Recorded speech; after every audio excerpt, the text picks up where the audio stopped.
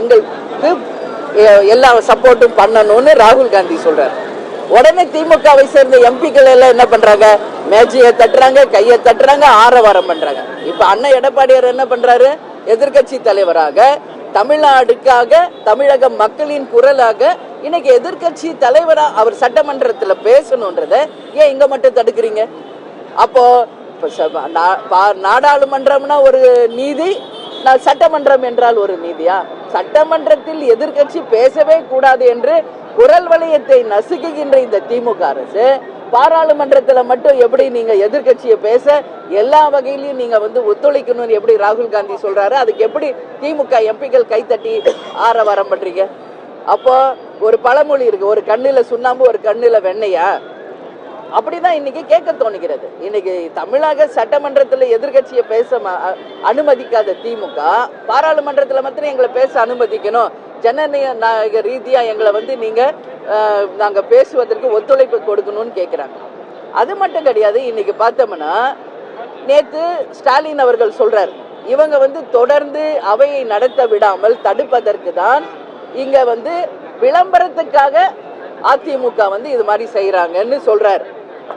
திமுகவை சேர்ந்த முதல்வர் அவர்களே, இன்னைக்கு சட்டசபையில நீங்க வரலாற்றை போய் லைப்ரரியில எடுத்து பார்க்கணும். எல்லாரும் இதுவரைக்கும் அதிகமாக வெளிநடப்பு செய்ததும் அவையை நடத்த விடாமல் தடுத்ததும் திமுக தான் என்பது வரலாறு சொல்லும். அந்த அளவு ஒரு சட்டசபையை நடத்த விடாம ஒவ்வொரு முறையும் அனைவரும் வெளிநடப்பு செய்வதும், அந்த சட்டசபையை நடத்த விடாமல் எல்லா விதத்திலையும் ட்ரபிள் கொடுக்கிறது திமுக தான் இன்னைக்கு முதல்ல இருக்குது. அப்படி இருக்கும்போது இன்னைக்கு அதிமுக மக்கள் பிரச்சனையை பேச நீங்க இத விளம்பரம் தேடுறீங்க அப்படின்னு எப்படி முதல்வர் சொல்றாரு? சட்டையை கிழிச்சுக்கிட்டு ஒரு விளம்பரம் தேடினாரே முதல்வர், அதுதான் உச்சபட்ச விளம்பரம். அதை விட இங்க எந்த விளம்பரமும் இங்க நடக்கல. இவங்க நான் பார்த்துக்கிட்டு தான் இந்த கண்ணியமாக மக்கள் பிரச்சனையை பேசதான் சட்டசபைக்கு போனாங்க. ஆனா தடுத்ததுனால எல்லாம் ரொம்ப அமைதியான முறையில தான் வெளிநடப்பு பண்ணி வெளியே வராங்க. ஆனா உதயகுமார் அவர்களை மட்டும்தான் குண்டு கட்டா தூக்கிட்டு வந்தாங்க. அதை தவிர வேற என்ன மீறல் அங்க நடந்திருக்கு? என்ன அங்க விளம்பரம் நடந்திருக்கு? கிளியாத சட்டையை கிழிச்ச சட்டையா கொண்டு எல்லா பத்திரிகையும் வாங்க வாங்கன்னு காமிச்சாரு. அதுதான் உச்சபட்ச விளம்பரம். அதை விட இங்க எந்த விளம்பரம் தேவையில்லை. அதிமுக என்ன புதுசா விளம்பரம் தேவையா? கடந்த 50-60 ஆண்டு காலம் அவங்களும் ஆட்சியில் இருக்கக்கூடியவர்கள் தான். புரட்சி தலைவர் புரட்சி தலைவிக்கு அப்புறம் அண்ணன் எடப்பாடியார் தலைமையில தொடர்ந்து ஆட்சி நடக்கிறதா. இனிமேல புதுசா இந்த கட்சிக்கு விளம்பரம் வேணும்ன்றதுல ஒண்ணுமே கிடையாது.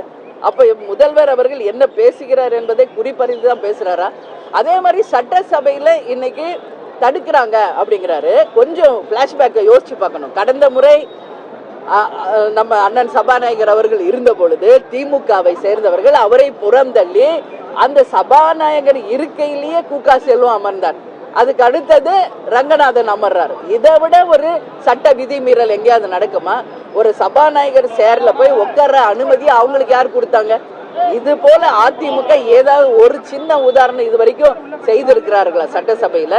அப்படி இருக்கும் பொழுது மக்கள் பிரச்சனையை பேச விடாமல் தடுப்பதற்கு திமுகவுக்கு எந்த தார்மீக உரிமையும் கிடையாது என்பதை நான் கண்டிப்பாக இந்த நேரத்தை சொல்றேன். அது மட்டும் இல்லை, இந்த போராட்டம் இதோட முடிஞ்சிடும் மட்டும் யாரும் நினைக்க கூடாது. அதிமுகவும் தொடர்ந்து போராட்டத்தில் இருக்கிறது. தேசிய முற்போக்கு திராவிட கழகமும் தமிழ்நாடு முழுக்க போராட்டங்களை நடத்தி இருக்கிறோம். அனைத்து மாவட்ட ஆட்சியரை சந்தித்து நேற்று கோரிக்கை மனு கொடுத்திருக்கிறோம். நாளை ஆளுநர் RN ரவியை 12 மணிக்கு தேசிய முற்போக்கு திராவிட கழகத்தின் சார்பாக நாங்கள் நேரடியாக சென்று சந்திக்க இருக்கிறோம். அதனால நிச்சயமாக இந்த போராட்டம் நிச்சயம் நல்ல ஒரு தீர்வு வர வரைக்கும் இதை நிச்சயமாக இது நடத்துவோம். இப்போ CBCID வழக்கு அப்படின்றாங்க. CBCID இதுவரைக்கும் வழக்கு எடுத்து எந்த வழக்குக்கு இதுவரைக்கும் தீர்வு வந்திருக்கிறது? உண்மை நிலை வெளியே வர வேண்டும் என்றால் இந்த வழக்கை CBI வழக்காக நிச்சயமாக மாற்ற வேண்டும். அதுல அனைத்து இந்திய அண்ணா திராவிட முன்னேற்ற கழகம் உறுதியா இருக்கிறது, தேசிய முற்போக்கு திராவிட கழகமும் உறுதியா இருக்கிறது. அதை CBI வழக்காக மாற்றினால்தான் அங்க என்ன நடந்தது